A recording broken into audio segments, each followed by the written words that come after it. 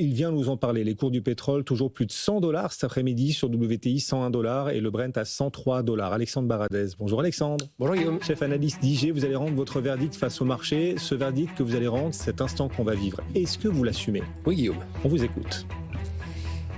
La flambée des cours du pétrole pourrait bien apporter le coup de grâce aux consommateurs américains et aux républicains en vue des midterms. Oh. Avec un pétrole, un WTI qui la nuit dernière a signé sa plus forte hausse intraday de l'histoire, plus de 30% de hausse, vous dites ça va faire mal aux consommateurs et aux républicains pendant les midterms. On rappelle déjà les cours du pétrole qui ont flotté avec les $120 cette nuit. Les deux seules fois dans l'histoire moderne des États-Unis on a eu ces prix-là. C'est post-invasion de l'Ukraine en 2022 et avant cela il faut remonter en 2008, juste avant le début de la crise subprime où on était monté quasiment à 140, 150 $ le baril. Donc c'est des niveaux de prix qui sont très rares et sachant qu'il y a quelques semaines encore, début d'année, on évoluait quelques mois, 2 mois et demi, on évoluait à 55 $ le baril, qui était un prix plus que raisonnable pour les consommateurs et pour les entreprises. Donc en l'espace de quelques semaines, on se trouve avec une situation de prix d'énergie qui grimpe très fortement, moins sur le gaz heureusement aux États-Unis, mais fortement sur le pétrole. Et pourquoi on parle des consommateurs ? Parce qu'on a eu vendredi dernier, c'est vrai qu'avec l'Iran et le pétrole, on est focalisé sur la partie géopolitique, mais les stats macro-américaines nous ont montré quoi ? Que vendredi, les ventes au détail, donc pour le mois de janvier, se sont repliées de 0,2%. Après un mois de décembre où elles n'ont pas progressé. Donc ça fait 2 mois d'affilée qu'il n'y a pas de progression des ventes au détail aux États-Unis. Donc c'est quand même un petit signe sur la consommation, même s'il y a des événements climatiques, ce genre de choses. Et puis les enquêtes de consommateurs nous le montrent que, et c'est ce que l'administration américaine avait aussi vu ces derniers mois, c'est les questions de affordability, d'accessibilité financière, de coût de la vie aux États-Unis. Voilà. Et ça, c'est quelque chose, je pense, que le consommateur américain va avoir du mal à digérer, sachant qu'en plus dans les sondages, on voit bien que pour les midterms, les républicains sont mal embarqués. Donc c'est vrai que la décision, ou plutôt le fait que les États-Unis, et on va en parler dans quelques instants probablement, aient laissé faire, et c'est ça qui a catalysé ces prix ce week-end entre vendredi et aujourd'hui, et laissé faire ces frappes sur les dépôts de pétrole en Iran, c'est qu'ils acceptent, et Trump l'a dit sur son réseau social, le fait que pendant quelques temps, il faudra vivre avec, donc ils assument le fait qu'il faudra vivre pendant quelques temps avec des prix d'énergie plus élevés. Donald Trump a réagi en effet en disant ces prix du pétrole qui montent, c'est pas un prix si important à payer pour la liberté et la sécurité dans le monde. Voilà, bon.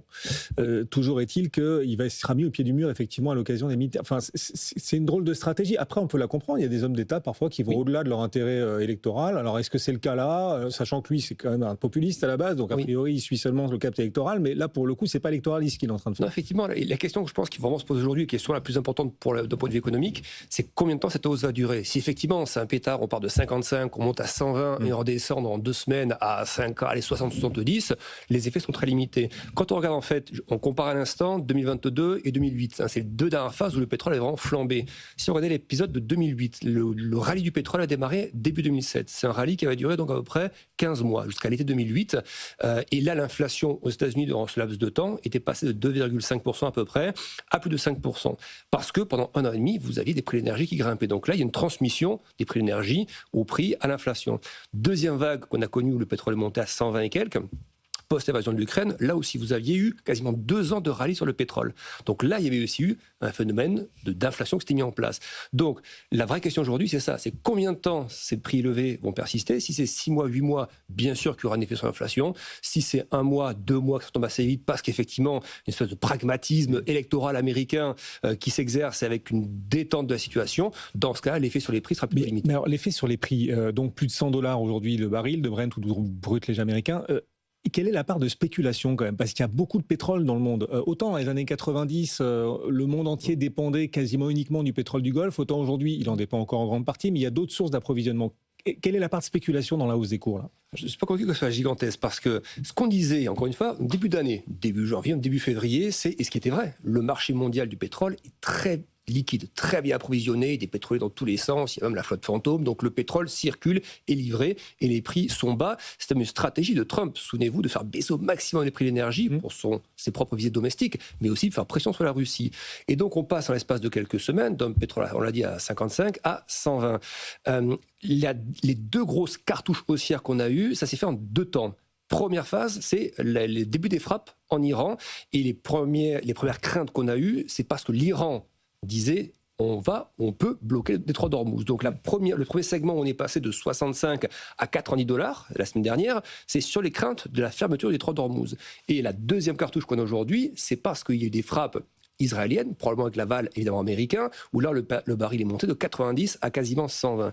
Donc cette escalade assez phénoménal quand on y pense. Donc, quelques jours avant, personne ne parlait de fermer les détroits d'Ormuz, on en parle quelques jours après, et la fois d'après, la semaine suivante, des cibles de dépôts de pétrole sont visées. Ce qui veut donc dire que le marché, lui, réagit en temps réel. Il se dit, mais si donc les États-Unis donnent l'aval de frapper des cibles de dépôts de pétrole, et que l'Iran réplique en ciblant aussi les dépôts de pétrole des pays voisins. Mais il avait déjà ciblé les jours d'avant, voilà. Les dépôts de pétrole. Le marché, que peut-il se dire d'autre que cette escalade, tant qu'on n'en voit pas le bout, et le bout, on peut peut-être le voir très vite, mais tant qu'on n'en voit pas le bout, il est où le bout ? Ça veut dire que s'il y a d'autres frappes, d'autres infrastructures, pourquoi ces craintes seraient infondées ? On rappelle, alors effectivement, c'est des flux autres, mais le détroit d'Ormuz avait 20% du pétrole mondial qui circule tous les jours par ce détroit. Et le pétrole de grande qualité, un pétrole de très grande qualité, c'est aussi sa particularité. C'est ça, c'est 20 millions de barils. Donc 20 millions de barils jour. La consommation mondiale de pétrole, c'est 100 millions de barils. Donc on se dit, bon, effectivement, soit une désescalade géopolitique, c'est la meilleure des solutions pour que les prix retombent, soit on se dit, il va falloir augmenter un petit peu les capacités de production. Alors effectivement, les pétroles de même qualité ou de qualité, c'est pas tout à fait la même, mais qui se rapproche le plus. Vous avez le pétrole de schiste américain, vous avez aussi des productions d'Afrique de l'Ouest qui s'en rapprochent un petit peu, d'Amérique du Sud également. Donc on peut, dans le temps, compenser en partie ces 20 millions qui ne circuleraient plus.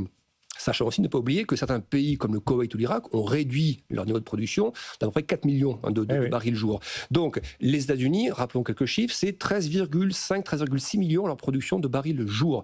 Si vous deviez compenser ces 20 millions qui sont bloqués, on va dire, c'est pas qu'ils ne circulent pas complètement, mais qui sont bloqués, vous voyez bien les ratios. 20 millions de barils jour, les États-Unis en produisent 13 millions de barils jour. Même si on montait avec des efforts de 14 millions, sachant qu'on ne redémarre pas, on n'accélère pas les productions du jour au lendemain, on voit bien que ce n'est pas compensable tout de suite. Donc la solution, et on voit qu'on s'oriente un peu là-dessus dans la déclaration qu'on a entendue il y a quelques instants du président de la République qui appelle le G7 à aller chercher du côté des stocks stratégiques. C'est vrai que la réponse la plus immédiate qu'on avait vue au moment de la guerre en Ukraine, c'est le recours aux stocks stratégiques. Alors on donne quelques chiffres très rapides.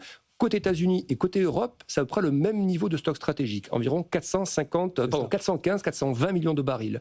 Si vous débloquez 4 millions de barils jour de ces stocks stratégiques, vous tenez à peu près 3 mois. Donc on peut tenir 3 mois uniquement sur les stocks stratégiques, aussi bien en Europe qu'aux États-Unis. Donc ça, c'est la solution qui avait été utilisée quand les prix avaient vraiment flambé de l'énergie post-invasion de l'Ukraine. Ça avait été le recours aux stocks stratégiques. Et il semble que ce soit la voie vers laquelle on se dirige à court terme. Même si les pays du G7 n'ont pas encore réussi à s'accorder sur ces 400 millions de barils, mais enfin bon, les discussions vont sans doute effectivement se poursuivre. On entend aussi parler d'une possible intervention américaine sur le marché du trading de pétrole. Ça, c'était en fin de semaine dernière. Ça n'a pas été démenti. Bon, alors, c'est vrai, le bénéfice du doute, quelque part. Les Américains pourraient, comme ça, intervenir, le Trésor américain, sur le marché du trading pour, on va dire, éviter que les spéculateurs ne fassent monter les cours trop haut face à lui, face au Trésor. Alors, s'il y a un peu de spéculation qui s'empare de ce marché, ce qui est aussi possible dans toutes les phases, la spéculation vient un petit peu ajouter de l'huile sur le feu, même si la spéculation est rarement à l'origine de 100% des mouvements. Généralement, elle vient se greffer sur un mouvement qui part parce qu'il y a beaucoup d'inertie, beaucoup de force. C'est un peu comme quand le marché baisse, vous avez les vendeurs à découvert qui viennent chercher la tendance à ce moment-là, mais c'est pas eux qui initient généralement la tendance. Donc, ce qu'on peut faire dans ces cas-là, on le voit quand il y a eu, par exemple, des prix de métaux qui ont flambé, vous pouvez demander à accroître les marges, par exemple. Les marges requises, des contrats à terme, il y a un niveau de marge qui est requis, c'est-à-dire on ne mobilise pas 100% des capitaux pour acheter des contrats à terme sur le pétrole, on va immobiliser peut-être 20% des capitaux, mais on peut dire, voilà, maintenant, pour trader des contrats à terme sur le pétrole, augmentons les marges, par exemple, doublons, triplons les marges requises. Ça, c'est le genre d'éléments, si on veut attaquer la spéculation, qui font effectivement baisser l'aspect spéculatif. Mais est-ce que c'est totalement suffisant ? Prenons des cas un peu autres que l'énergie. Quand les marchés baissaient fortement lors de la crise des subprimes, la crise de la dette en zone euro à l'époque, on avait interdit, c'est un pays avait interdit la vente à découvert. Donc on disait, voilà, vous ne pouvez plus vendre des actions à découvert, etc. Ce n'est pas des éléments qui avaient coupé le feu. C'est-à-dire on se rend bien compte que c'est des éléments qu'on donne pour au grand public, dire voilà, on va éteindre la spéculation. Mais la spéculation, encore une fois, on le voit dans l'histoire, généralement, elle est là dans les mouvements, elle participe au mouvement de manière mineure, mais c'est rarement elle qui initie les mouvements. Oh, un mini-événement, c'est purement symbolique, mais le WTI vient de repasser sous les $100. Ah, 99,70, Antoine. Bon, on la sent venir, la vague de... oh là là, il faut intensifier nos investissements sur l'électrique, les énergies renouvelables, comme on a pu le voir juste après l'ouverture des hostilités en Ukraine et le précédent choc pétrolier-gazier. Certains réclament ça, certains le réclament, mais on voit bien qu'au niveau européen, il y a quelques mois encore, on parlait de cette décision de repousser un petit peu la fin des moteurs thermiques parce que face aux États-Unis et leur dérégulation qui voulait justement couper un peu cet élan du 100% renouvelable pour ne pas impacter sur les constructeurs américains ou autres, on voit mal aujourd'hui, alors qu'il y a quelques semaines encore, les efforts portés plutôt sur l'étalement de la fin des moteurs thermiques sur des échéances plus longues pour donner aussi un peu d'oxygène à certains constructeurs européens. Je ne vois pas le discours politique à l'échelle européenne, je dis bien, de manière partisane, oui, il y aura des déclarations dans ce sens-là. À l'échelle européenne, je ne vois pas les politiques changer drastiquement dans ce contexte-là. Encore une fois, il y a plein d'étapes avant cela. Encore une fois, là, ça peut être la désescalade, ça peut être des stocks stratégiques, ça peut être accroître un peu la production. Donc, c'est pas parce que on clamera qu'il faut du jour au lendemain du tout électrique que d'un seul coup, les cours du pétrole retomberont. On en parlera tout à l'heure avec Frédéric Rosier, mais quand même, la France aujourd'hui, pour fabriquer 1 euro de PIB, pour produire 1 euro de PIB, a besoin de 2 fois moins de pétrole qu'en 2000. Un pays comme la France, par exemple, dépend beaucoup moins que par le passé du pétrole. Donc, il y a eu des avancées. Quand on regarde les marchés, aujourd'hui encore, l'Europe recule assez nettement, même si on est en train de limiter nos pertes. Là, le CAC 40 perd 1,5 en ce moment, ça reste une forte baisse. Mais à Wall Street, comme la semaine dernière, on surperforme, une toute petite baisse. Le Nasdaq perd 0,3, le S&P moins 0,7. C'est vraiment business as usual là, en ce moment sur Wall Street. Comment est-ce que vous expliquez cette divergence ? Oui, c'est vrai que autant avant l'invasion de l'Ukraine, avant les interventions militaires en Iran, nous avions une plus forte performance, une meilleure performance des marchés européens par rapport aux marchés américains qui stagnaient. Et quand la volatilité est arrivée, là on a vu que les prises de gains étaient plus rapides sur la partie européenne. Vous avez des indices européens, la plupart ont lâché une dizaine de pourcents depuis leur sommet, certains voire un peu plus. Alors que si vous regardez le SP500, on est à moins 5,5, moins 6% du sommet historique, ce qui est effectivement, avec un VIX, une volatilité qui monte à 35. Donc effectivement, c'est très peu, c'est quasiment rien on peut dire, c'est une quasi-insensibilité à ça. Il me semble, comme on le voit un peu sur le dollar, qu'il y a un peu ce côté valeur refuge. Ce qui peut être un peu paradoxal parce que l'intervention militaire, elle est conjointe avec Israël. Donc c'est les États-Unis qui ont initié le mouvement avec Israël, qui sont à l'origine donc du mouvement militaire. Et pour autant, mais ça c'est classique, les investisseurs recherchent le dollar comme valeur refuge. Parce que c'est le plus liquide, on vient chercher la liquidité. Parce que c'est une grosse puissance, parce qu'elle est censée être plus stable dans ces phases d'instabilité, même si ce sont eux qui sont à l'origine de cette phase d'instabilité. Je rappelle aussi, à titre d'exemple, que lors de la crise des subprimes, si vous regardez le déclenchement de la crise des subprimes en 2008, il y a eu initialement, juste après la faillite de Lehman Brothers, alors que c'était bien aux États-Unis, que c'était une crise des subprimes, surtout américaine, eh bien, le dollar était recherché. Donc, parfois, ça paraît paradoxal, mais même si la crise émane des États-Unis, eh bien, le dollar est un peu recherché. Mais par contre, pour finir sur votre ils produisent du pétrole, les Américains. Ils ne dépendent pas trop de ce qui se passe dans le Golfe. Pour finir sur les indices, par contre, je pense que la résilience, à un moment donné, elle est tant mieux pour ceux qui sont sur ces actifs-là, mais encore une fois, regardez bien le rallye que vous avez eu depuis avril 2025 jusqu'en fin d'année, début d'année 2026. Corriger seulement de 5% ce rallye quand vous avez des signaux sur la consommation américaine qu'il faut commencer à regarder, quand vous avez des signaux sur l'emploi, on a vu le rapport sur l'emploi assez moyen vendredi dernier, et vous ajoutez à cela un stress lié à l'énergie, moi je trouve que c'est très peu cher payé, et je pense que décemment, on pourrait corriger d'une dizaine, d'une quinzaine de pourcents, sans que ce soit dramatique. Donc pour moi, on n'a pas fini cette correction sur la partie américaine. La tech a déjà pas mal avancé dans sa correction, mais pour moi, globalement, le SP500 qui lâche que 6% depuis son record historique, ça me paraît trop peu au vu des événements qu'on traverse aujourd'hui. Voilà, le dollar qui redevient en ce moment une valeur refuge. Le franc suisse aussi, il est au plus historique face à l'euro, le franc suisse. Alors ça, c'est incroyable. Il faudra surveiller la BNS, d'ailleurs, la Banque centrale suisse, parce que là, ça devient vraiment un problème, parce qu'il y a quasiment plus d'inflation, et ils ont un franc suisse qui reste très élevé, recherché comme valeur refuge. Donc d'ici à ce que nous ayons peut-être dans quelques temps une intervention de la BNS sur le marché, elle le fait la BNS, comme la Banque du Japon parfois au spot, elle intervient dans le marché. Elle pourrait même passer ses taux en négatif, on parlait de ça il y a quelques semaines. C'est une possibilité, et c'est vrai, là on voit les choses vont très vite. On parlait il y a encore quelques temps de l'inflation des taux, et maintenant on parle de taux négatifs, donc c'est vrai que c'est une situation toujours un peu à part quand même, la situation en Suisse. Alexandre Baradès pour IG avec nous, clair comme de l'eau de roche comme à chaque fois. Merci beaucoup Alexandre de nous avoir rejoints et accompagnés.